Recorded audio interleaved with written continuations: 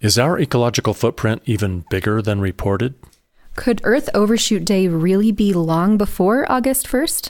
Our goose may be cooked even faster and sooner than we thought. That plus are hotter summers and more wildfires the new normal?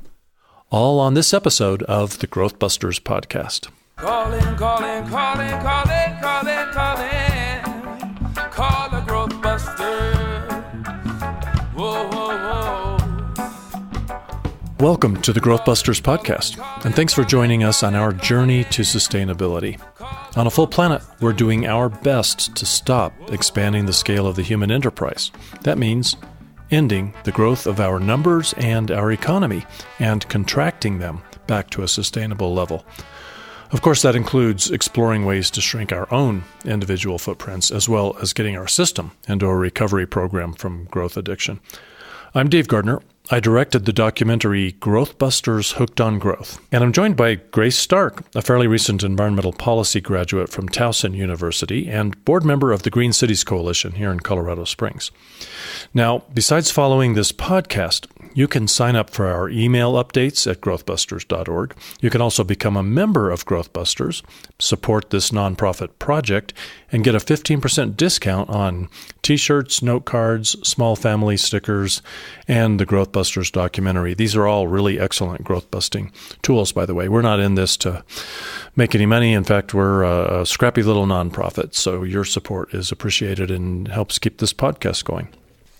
Okay, so first thing we do is listener feedback. We really like to get listener feedback, so we encourage you to respond to what you hear on this podcast, either with a comment on our Facebook page or a tweet to us or a comment on the GrowthBusters website on the page for this episode.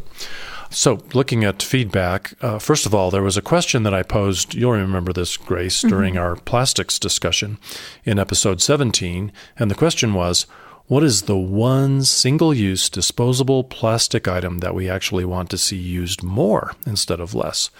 And of course, we gave the answer in that podcast, and the answer was condoms, because contraception is a really excellent way to avoid unwanted pregnancies and plan for smaller families, something that we want to do to get human population contracting down toward a sustainable level, because 7.6 billion, in case you hadn't checked lately, is not a sustainable number on the planet.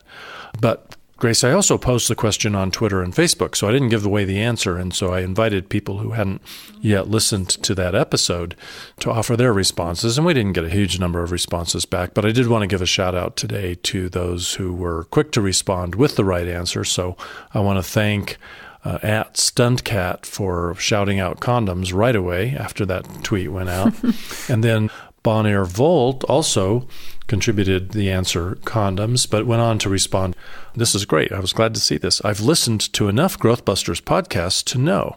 Plus, as an adopted kid, besides condom use, adoption is something I do support rather than having kids. At my church, sure, some families have 5 to 10 of their own. Can't stop that, but many do adopt rather than have." And then she also went on to write, I'm assuming it's a she, but who knows? One piece of education is that parents with means, that is, good jobs, etc., that think they can raise many kids who will become self-sufficient is troubling. In church, parents say, God will guide, and many times it works, but not always. A good job doesn't necessarily mean have 9 kids.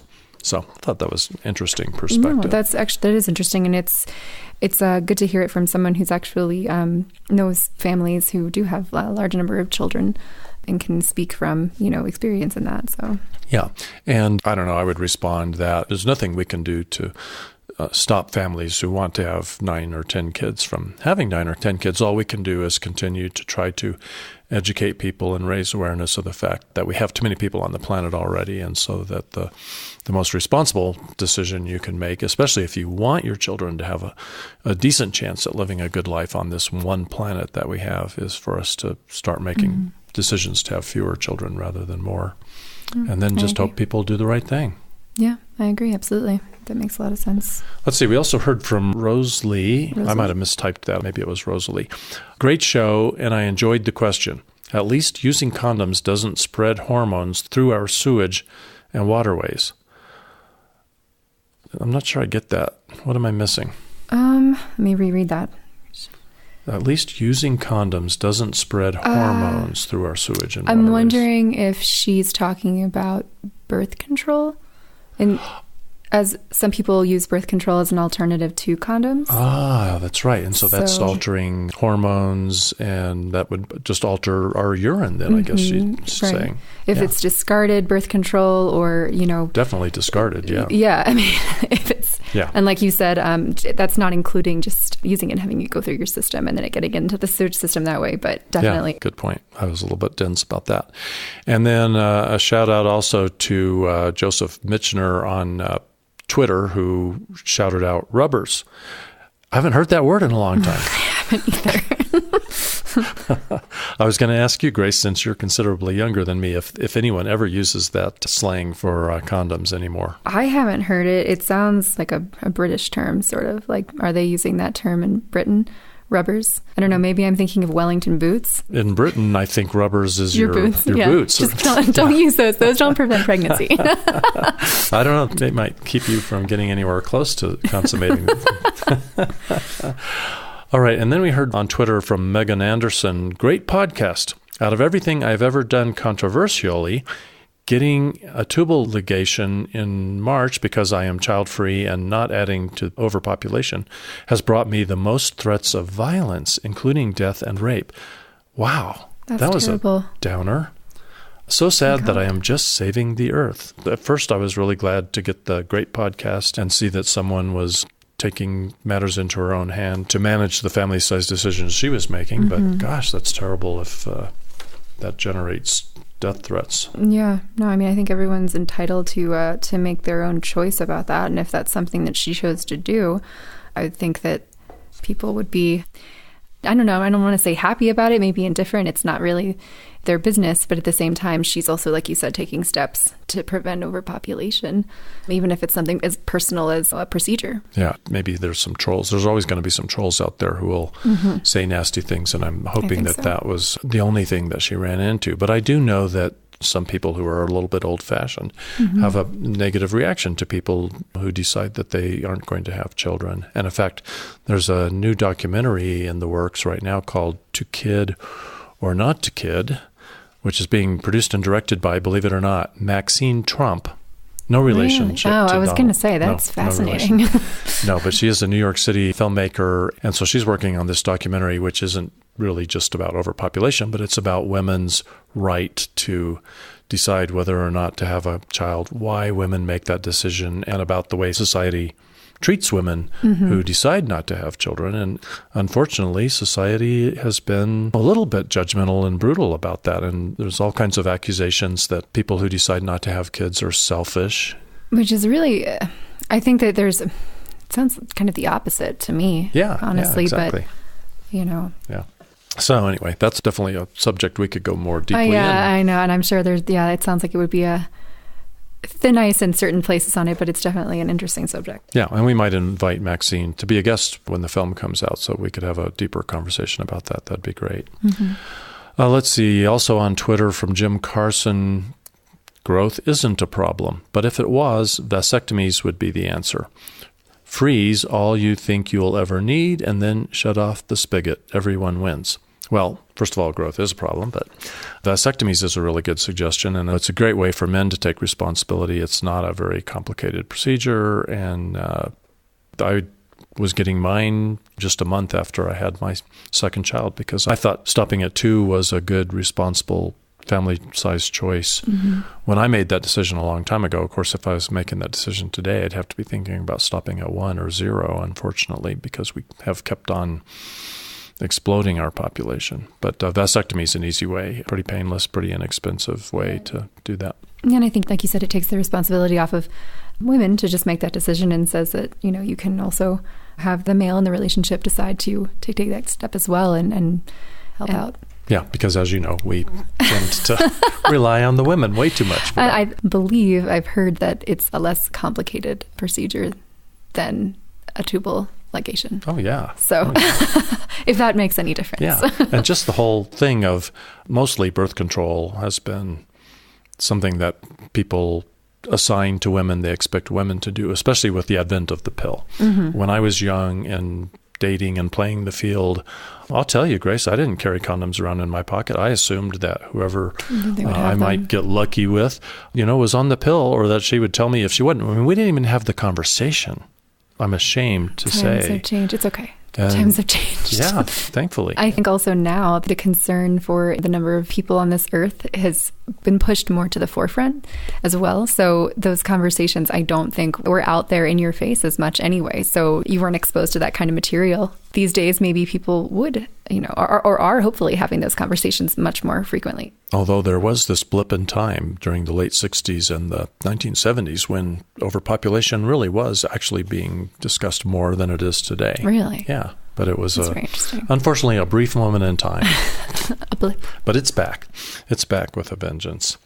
Okay, continuing on with listener feedback so we can get on to the meat of the story today. On our website, we got a comment from John McVicker. The comment was, I'm just going to paraphrase, China is no longer taking a lot of our recyclables, so we can't assume that everything we put in the recycling bin is even being recycled these days. I think you might have mentioned that, Grace. I don't recall whether you did in that last episode. And I honestly can't remember if I touched on it either. Have you heard anything specific about it? Yeah, I really have heard that China is getting a lot pickier and that there's just not as good a market as one would hope for the end product. And so only the stuff that's really profitable to recycle gets recycled a lot these days. And so that tells us that, you can't just say, I'm buying plastic bottled water, but that's okay because I always recycle every bottle. That's just not enough, because if there's a glut of those bottles, then they end up in the landfill or in the ocean. And now we have to be concerned with the products we're buying even more and what they're made out of, if that's the case. Yeah. So. Yeah. It's reduce, reuse, or recycle. Recycle is the third choice. And I don't think that should discourage recycling. No, no. At all. When you have 7.6 billion people using all this stuff, you can't just say, I'm recycling, so I am a 100% green hero, because hopefully before you did that, you considered whether you should even purchase the product or even need the product. Yeah. Recycling plastic straws doesn't necessarily solve the plastic straw problem. For example. Yeah. I guess that's it for the website comments. But I have a quick news blurb for you. In mid-August, we got this from James Hansen, who is probably the most famous climate scientist out there. He's currently director of Climate Science Awareness and Solutions Earth Institute at Columbia University. And in mid-August, he sent this email out about hotspots and acceleration of global warming. And I thought you might find this interesting, Grace. The monthly update of global temperatures for July is a bit extended, he said, because in part it was to address recent statements that the extreme climate this summer represents a new normal. Apparently there was a lot of talk this summer about this being the new normal. A real heat wave and a lot more wildfires have been in the conversation. And in fact, I think I have even been guilty of saying to a few people, I fear this may be the new normal. And Hansen really wisely kind of draws me up short about that. The new normal phrase, he wrote, may suggest that we have settled into a new, not too bad climate. But in fact, global warming is continuing. Indeed, it may be accelerating. So what he's saying is that, no, this isn't the new normal. This is just a trend, and it's going to keep getting worse. We can't assume that things are just going to be the way they have been in the summer of 2018, which is certainly bad enough, but they're going to get worse. And he mentions that this is an assertion that it's continuing and is probably accelerating. He mentions that that is written about by Jeremy Grantham, who is a really successful financial and investment advisor and manager, and he has written a provocative white paper called The Race of Our Lives Revisited, and we'll include a link to that in our show notes so you can check that out. And I'll also include a link to James Hansen's monthly temperature update in case you want to get on his email list or at least just look at the latest graphs. I don't want people to get complacent, I think, with the new norm, as they're calling it, because I think that's dangerous. It's accepting something that really is not okay, actually. Yeah. Lastly, Grace, I want to give a shout out to Bentley University near Boston. They're screening the GrowthBusters documentary this month. Oh, excellent. And thanks, Natalie, out there for setting that up. And I also want to thank Walter Branson, who's on the finance faculty at Bentley. because he's been showing his film to the classes there, and I'm pretty sure that's why Natalie's organizing this That campus-wide is fantastic. screening. I actually have a professor back home that after watching the video, I'm probably going to be offering it to him if he wants to show it in his classes as well, and that's back in Towson, Maryland. Excellent. So that might get it over there as well. So yeah, we might need to do some kind of a special event sometime soon, maybe a special discount for universities and libraries to goose the sales of the film, because it certainly is relevant today, or more relevant than ever. absolutely. Yep. So I think we're ready now to talk one more time about Earth Overshoot Day, which was the topic of our episode 16. Episode 16, we talked about Earth Overshoot Day, and Earth Overshoot Day was August 1st, the day humankind is estimated to have burned through a year's worth of the Earth's capacity to both absorb our waste and regenerate the resources we used. I wanted to come back to that today to talk about a piece that I discovered that was critical of the methodology of the Global Footprint Network, this whole thing about ecological footprint and the way they crunch the data. And I took seriously this critique because it was written by an associate professor of sustainable development at Michigan State University, who characterized himself as both an ecological economist and a scholar of sustainability, name being Robert B. Richardson. And, he had some positive things to say about the Global Footprint Network and ecological footprint analysis, but he also had some criticism to offer, and so it made me stop and think, well, let's take a look at this and see whether there's anything we have to learn from what he had to say. So really, just to be fair, I think I'm just going to read some key pieces from what he wrote. We'll definitely include a link to this piece in the show notes for this episode.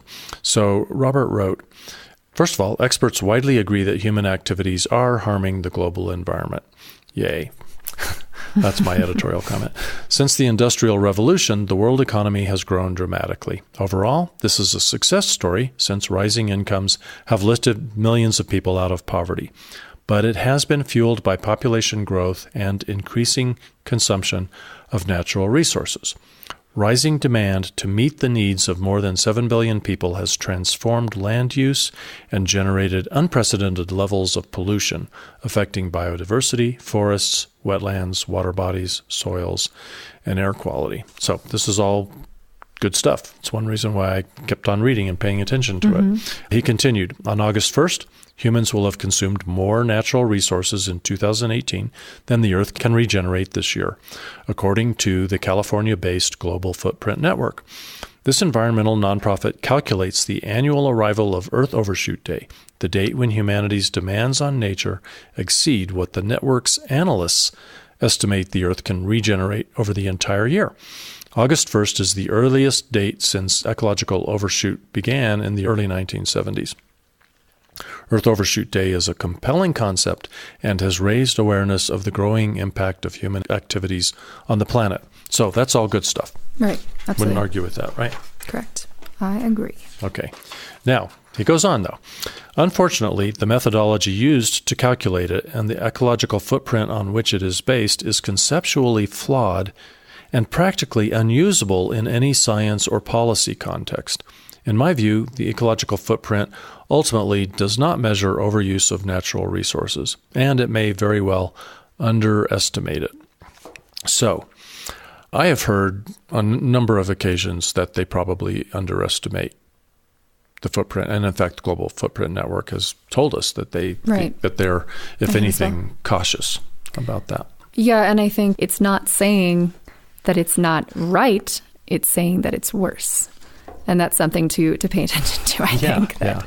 It's telling us that it's bad, and it is. And so, well, exactly how bad? If you're a scientist, you might want to get picky and talk about whether it's telling us as precisely how bad it is as it could. So I think that's part of what he's saying. I mean, he obviously thinks highly of the effort, but he thinks, I guess, not precise enough to be useful to science and policymakers, and maybe to science it has less value than it could. But I think policymakers, you got to kind of dumb it down and make it simple, and it is simple. Yeah, I think you do have to kind of make it more comprehensive. And I think if you want to be able to back up the data, and if you are called into question and give specific statistics and things like that, then having something that's more finely tuned might make more sense. I think that there could be, possibly two ways of analyzing it even.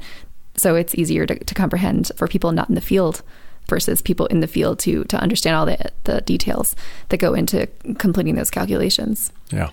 My assumption on this is that there's limited resources financially and therefore limited labor to collect the data and analyze the data. There's a limit to the data that's really available, and that my guess is that the Global Footprint Network does the best they can with the data that they can have access to and with the human resources and the financial resources they have, and so they do the best they can. And could they be more precise? Could they include more factors? Maybe they could. But I think, especially when, like you say, we're in overshoot, and they're not wrong. They're not inaccurate to the point that we might not be in overshoot. That's not a question. Absolutely. Yeah. Does it make a lot of difference whether Earth Overshoot Day is August 1st or June 1st? Oh, the trend is important, but otherwise it's not that important. In fact, Global Footprint Network has been really out front about the fact that their methodology has changed and improved, and so they've actually gone back and recalculated Earth Overshoot days using the better data that they have today. So they freely admit that 10 years ago, their methodology wasn't as good as it was today. Their data wasn't as good as it is today. And if they had access to today's data and methodology, the date would have been a little different. So I think that's fantastic. And so no one really needs to defend Global Footprint Network. But I thought it was worthy of having a good conversation about, well, are there some flaws and how bad are they? Acknowledging those. Yeah. And so I did reach out to Global Footprint Network. I told them we were going to do this episode and give a little daylight to this professor's critical piece, just because I think there's some points in it that I really am looking forward to talking about. We haven't even gotten to. But let's talk about, I want to share Global Footprint Network's response to his statement that the methodology is conceptually flawed. Here's what they wrote back to me. At Global Footprint Network, we use the ecological footprint methodology to answer the research question, how much nature do we have and how much nature do we use? We never intended for it to be the be-all and end-all metric to capture human impacts on the environment. The ecological footprint is a holistic indicator in that it intends to capture humanity's demand for bioproductivity, not land area or any other various environmental impacts. This is compared to Earth's biological regeneration, which provides resources, production, and waste assimilation. Sorry, I'm not reading this as though I had rehearsed it for a stage production. Anyway, that's the basic gist of it. This is an accounting metric, not a measure of direct impact, but one we think ought to be included on a dashboard of environmental indicators nevertheless. So that was the response we got from Global Footprint Network. Makes sense to me. I agree. Now, Robert Richardson's criticism went on with a little bit of detail about why he thinks the methodology is flawed. He wrote, Global Footprint Network estimates the supply and demand of renewable biological resources across 6 land use types: forests, fishing grounds, croplands, grazing lands, developed lands, and the area of forest required to offset human carbon emissions. That is the carbon footprint. According to the network's own analysis, each of these land use types is nearly in balance or in surplus, except for the carbon footprint. Now that is kind of big news. I think what he's saying here is that carbon footprint is the big boogeyman here. Right. That's where we are significantly in overshoot. And in fact, if you go back to episode 16 of the GrowthBusters podcast, I think we even talked about the fact that some 60% of the footprint is related to carbon footprint. And that if we really significantly reduced our carbon emissions, we could really move Earth Overshoot Day way back in the year, because so much of our ecological footprint, according to current analysis, is carbon footprint. When I first read that, I had to kind of read it again, because when you're talking about all the other categories, the forests, the fishing grounds, the croplands, they're very definite biospheres. And then when you get to the only thing that's not in balance is the carbon footprint, you have to think of that in terms of it's the area required to offset all of our use of the other biospheres. And that's what's in the deficit. So, yeah, and that might be a little bit elementary, but that helped me kind of fully grasp that concept and its magnitude.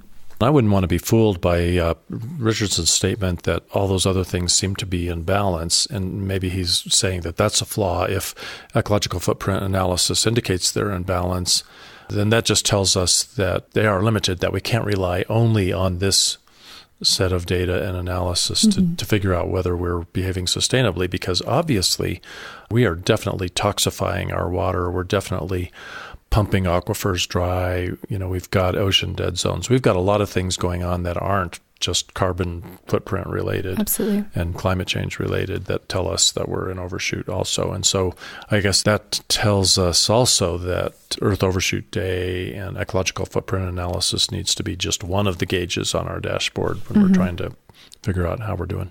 Yeah, that makes more sense. Global Footprint Network, let me share what they wrote back about this particular subject. Currently, the carbon footprint is 60% of humanity's total ecological footprint. 200 years ago, it was 0%, and it should be 0% again before 2050 if we want to comply with the Paris Accord. Ultimately, our demand for carbon sequestration competes with other demands. Do we want more carbon sequestration, more timber, or more carrots? Everything competes for space, and our planet has only so much area to meet all these demands. When we move beyond fossil fuels into a regenerative economy, the capacity of the Earth to regenerate is all we will have to meet global consumption demands, making ecological footprint and biocapacity measurements more relevant than ever. Now, that was cool. If you're on the treadmill right now listening to this podcast, you might have to stop for a minute and think about it. What they're saying is that carbon footprint is just a big part of it right now, just because there is this huge demand for us to get the climate back into some kind of equilibrium. Am I saying that well? I think that makes sense. Yeah. Yeah. Okay, moving right along. The next criticism was the footprint calculation does not consider whether stocks of natural resources are decreasing or increasing as a result of human consumption. This question is critical for understanding ecological impacts.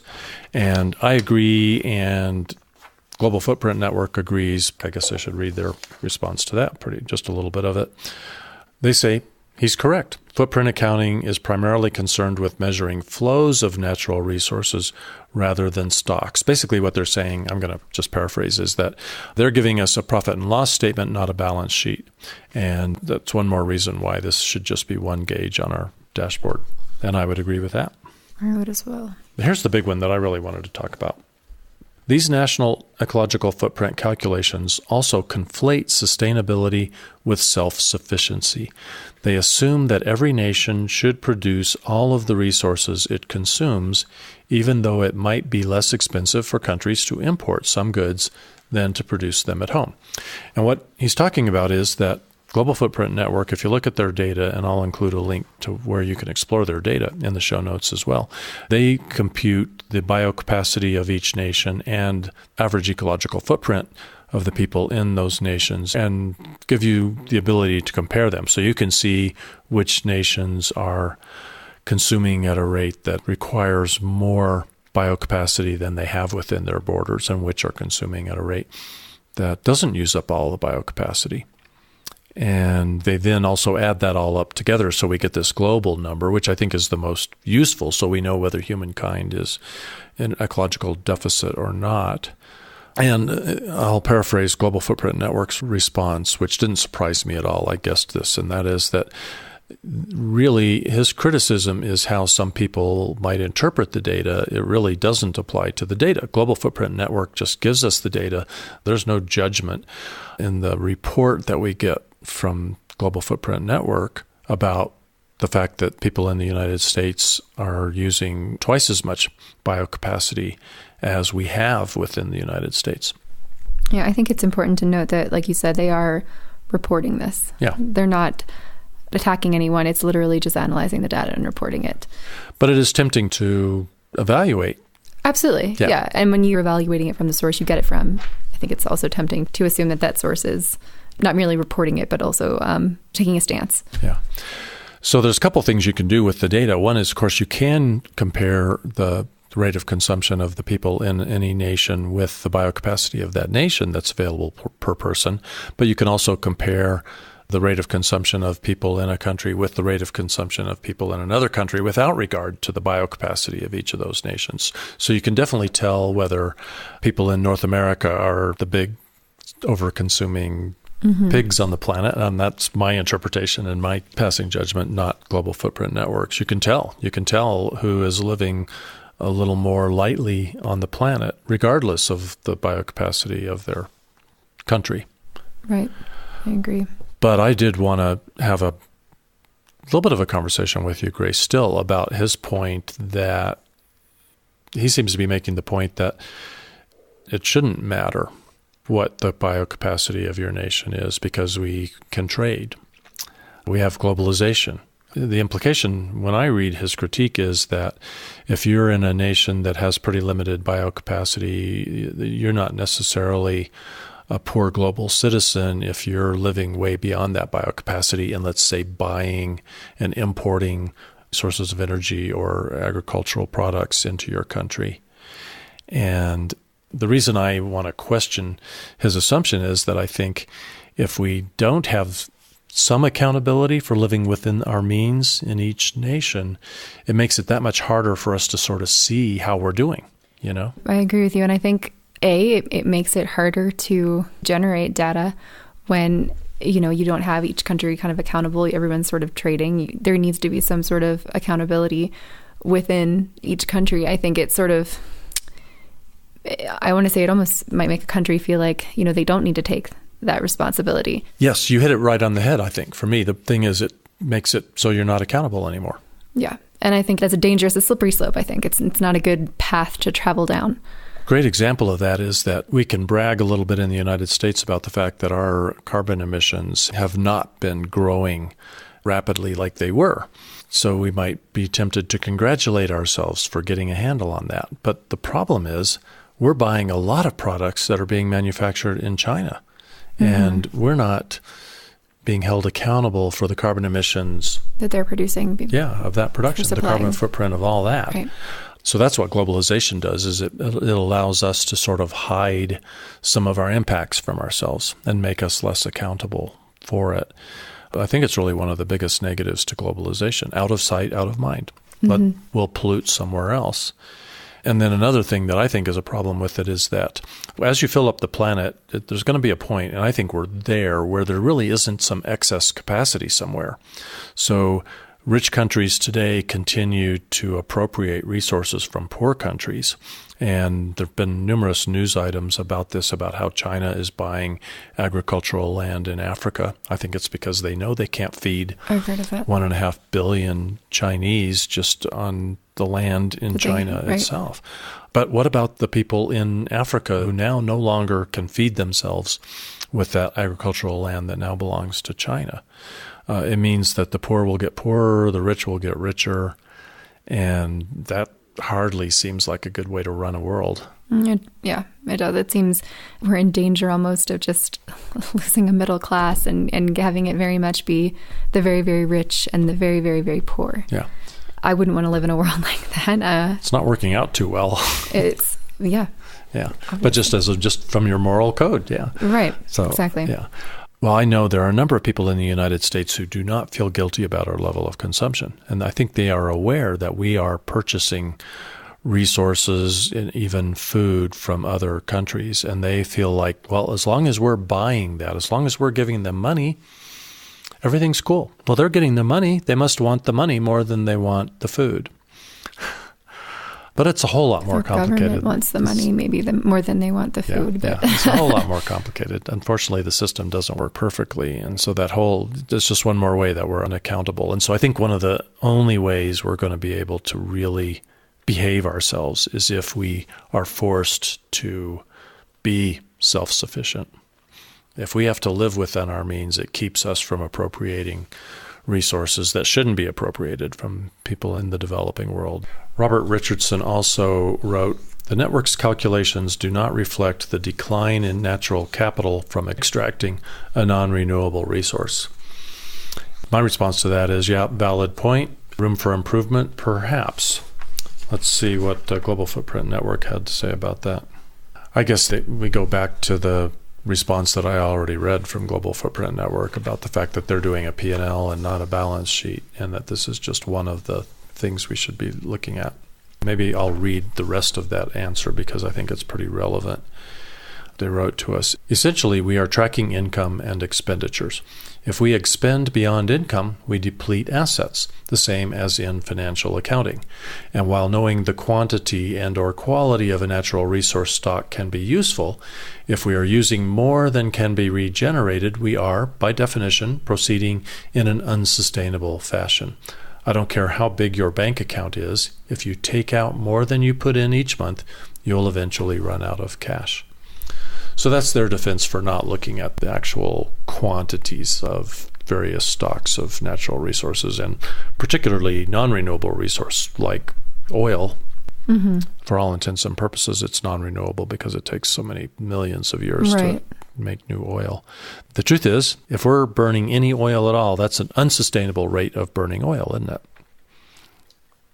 When you think about it. Right. No, and absolutely. And I think just overall with that, like you were saying with that comment, it's almost like they're saying, you're kind of splitting hairs, I think, because we are going to run out. So it's just a matter of time. Maybe we're a year short or something like that, but the eventuality is the same, regardless of the percentages and whatnot. Yep. So Richardson finishes up with, it may be impossible to create a single metric that can capture all human impacts on the environment. Bingo. Earth Overshoot Day highlights unsustainable uses of natural resources, but we need scientifically robust ecological indicators to inform environmental policy and a broader understanding of ecological risks. Now, Grace, you majored in environmental policy. Do you feel like the ecological footprint analysis that we're getting today from the Global Footprint Network, do you think that can't inform policy? Do you think it's not accurate enough or precise enough or complete enough? I think it can. I don't think it's fair to just completely throw it all out and say, well, we'd like more information, so the study is, completely invalid. It can be delved into more deeply, but I think at its core, it is something that can guide policy. In fairness to Robert Richardson, I'm afraid I may have, all the way through this conversation, kind of made it sound like he was really trying to rip Global Footprint Network a new one, and I don't think he was. It's clear that he really appreciates what they have, and he's trying to make the point that we need more, and we do. We need more. Mm-hmm. And I don't think I even gave people the title. The title of this piece, this was at theconversation.com, and the piece was called, Yes, Humans Are Depleting Earth's Resources, but Footprint Estimates Don't Tell the Full Story. And so again, he's right. The answer is, I think that kind of says it all. Yeah, and we get the Living Planet report every 2 years from WWF, and there are a number of other people who are assessing, how we're doing in terms of how sustainable we're living. So I don't think it's fair for us to expect Global Footprint Network to do it all, to measure it all. Right. I mean, what are they going to do with oil? Maybe worldwide, if we burned a quart of oil a year, that might be sustainable. The planet might be creating a quart of oil a year. I don't know. It'd be interesting to know. Yeah. I actually have no idea. Yeah. How much is created annually. Yeah. But there are other agencies that are estimating what the reserves of oil are in the ground. And the fact is, we really shouldn't even be worrying about how much oil there is. We should be so done with oil. Mm-hmm. So here we are, more than a month past Earth Overshoot Day by the time you're listening to this podcast. And I hope everybody's living a little bit more lightly on the planet today than they were a month ago, just because I think Earth Overshoot Day got some pretty good press and people were talking about it. And I think the more people are aware that we're in overshoot, hopefully if they love their kids and future generations, we're all going to straighten up and fly right. Exactly. So even though it's coming to a close, it still is summer. And one of the things we wanted to touch on is the wildfires out west. So we have an article from the Washington Post that we wanted to talk about called Science Says, Hotter Weather Turbocharges U.S. West Wildfires. And that's by Seth Borenstein. And the article talks about as the temperatures rise in the west, so do the flames. An excerpt from it is that the years with the most burned acres by wildfires had some of the hottest temperatures. An Associated Press analysis of fire and weather data found. As human-caused climate change has warmed the world over the past 35 years, the land consumed by flames has more than doubled. Dave, do you have any thoughts on that so far? Boy, do I. Yeah. When I read that, I thought, wow. I was surprised to actually kind of have my thoughts and fears validated. It certainly validates what we're all feeling, doesn't it? That, good grief, every summer hasn't been like this through our whole lives. Aren't the summers much more full of wildfire news than they ever have been? It seems so. Like you said, not that I can remember. Has it been this hot? Have I heard in the news this many reports about wildfires? And exactly, the number of them out where it's already driest is of concern, I think, as well. Yeah, so it confirms the hottest years have the most acreage destroyed by wildfires. And I thought it was interesting. Well, why is that? Well, it's because the fuel is drier and it takes a whole lot more rain to remedy that. And so when you're having less rain and higher temperatures, then you might as well be squirting lighter fluid all over the American West, for an example, where we're sitting and we're seeing that smoke every day right here in Colorado. Absolutely. And well, one more thing I want to say about that, and then before you get into the responses, and that is that I don't know if you are, but I am seeing the news reporting change. Finally, it's been so intense that journalists, I think they're just getting a little bit more comfortable. And this is a piece that gives them that comfort to actually mention climate change in the stories about intense weather, about droughts, and about wildfires. This is a piece that's actually bringing up global warming. It's not something that you have to infer from the piece yourself. Yeah. You can literally read it and have the author discuss that this is a concern, that these fires are produced, that this is a factor in their existence. Yeah, really. So it makes it harder for the deniers right. to keep that thing going. And the Washington Post is pretty credible. So class, what have we learned today? Well, we've learned that, well, it's not the new normal. This is just a phase we're passing through, and it's going to get worse before it gets better. It's going to get hotter. We're going to have more fires, and we need to pay attention to Earth Overshoot Day, but we need to have a few other things on our dashboard as well, huh? I agree. I think that's a very good point. Well, I think that wraps up another exciting episode of the GrowthBusters podcast. Thank you so much, Dave, for having me, and I look forward to joining you for our next one. We'll see you on the next episode. Some may dream to pave mountains and streams, but not me. I'm a growth buster. Some they just want more, but don't know what it's for, but not me. I'm a growth buster. Don't want a solution at the cost of pollution. They think bigger is better at the cost of the weather. But no, not us. We are the growth busters. Calling, calling, calling, calling, calling, calling. Call the growth busters.